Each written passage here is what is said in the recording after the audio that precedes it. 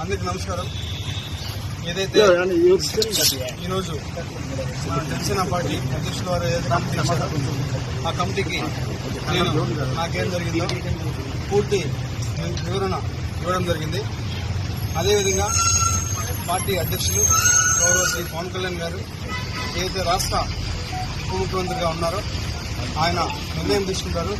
ఆయన నిర్ణయం తీసుకున్న తర్వాత నేను మళ్ళీ మరొక మారి ప్రెస్ మీట్ పెట్టి ఇంకా పూర్తిగా ఇస్తానని చెప్పి మీడియా మిత్రులందరికీ తెలియజేస్తాను. మరొకసారి మీ మీద ఒక కేసు నమోదని తెలిసింది సార్. దాని మీద ఎప్పుడైతే కేసు నమోదు ఇప్పుడు కావచ్చు, ముందు కావచ్చు, ఇప్పుడు కావచ్చు, ఇంకా ముందు కావచ్చు, లేకపోతే ఇంకా రాబోయే గంటలు కావచ్చు, రోజులు కావచ్చు, ఎన్ని కేసులైనా ఎదుర్కోవడానికి నేనున్నాను. నేనే ఎదుర్కొంటా. వాళ్ళు 100 కేసులు పెట్టినా కూడా నేను వాళ్ళకి క్లారిటీగా విత్ పిన్ టు పిన్ ఇప్పుడు ఏదైతే కమిటీకి ఇచ్చానో అదే విధంగా నేను మళ్ళా కోర్టుకు కావచ్చు, లేకపోతే ఇంకేదైనా కమిటీకి కావచ్చు, చట్టపరంగానే నిర్ణయాలు తీసుకోవాలని చెప్పి నేను ఈరోజు మీడియా మిత్రులందరికీ తెలియజేస్తాను. నాకు ఎవరైతే ఆ వ్యక్తికి జరిగిందో పూర్తిగా ఇది వ్యక్తిగత విషయం. దయచేసి ఎవరు కూడా పార్టీలకి రుద్దొద్దు.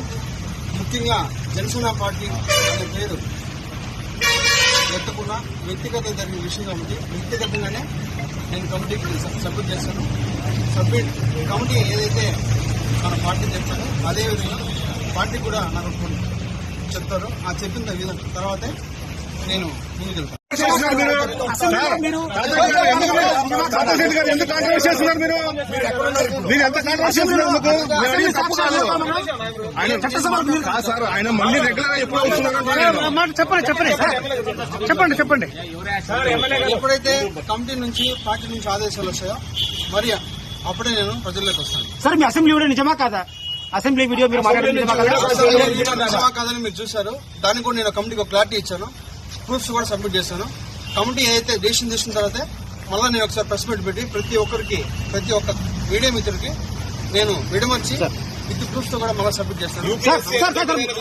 ప్రెగ్నెన్సీ అయింది 60 రోజులు అంటున్నారు, నిజమా కదా?